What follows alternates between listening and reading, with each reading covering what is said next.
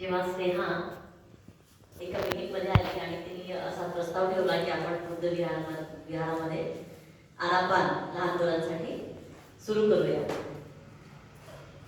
तेव्हा खरंच असं वाटलं नव्हतं की या प्रोजेक्टला एवढा सक्सेस मिळेल. आज या बाळगोपाळांची संख्या बघून असं वाटतं की खरंच हा जो प्रोजेक्ट मी आणला होता तो खरंच खूप सक्सेसफुल राहिला आहे.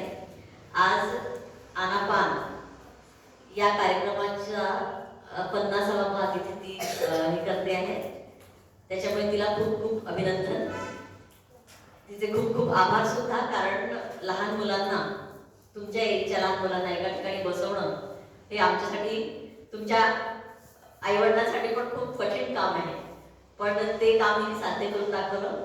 आजच्या घडीला खूप महत्त्वाचं आहे की आपण लहान मुलांना आपले संस्कार बुद्ध धर्माकडे नेण्याची वाटचाल हे शिकवणं खूप महत्त्वाचं आहे.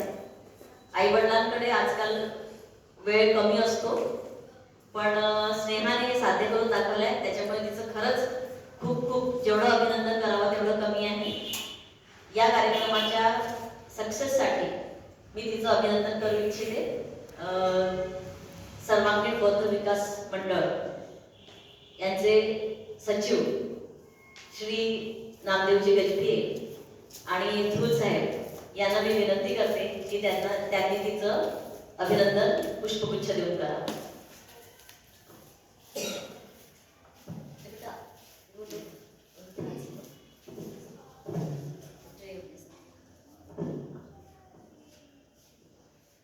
फोटो काढाल का?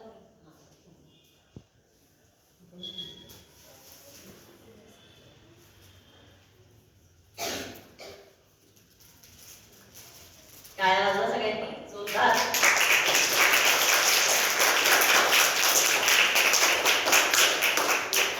खरंच खूप वागण्यासारखं आहे.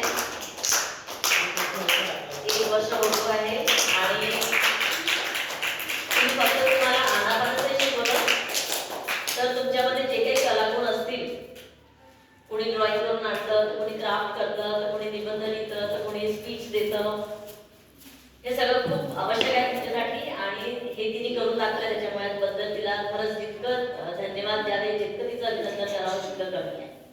ठीक आहे. All the best for your future ventures. Thank you ma'am. Thank you.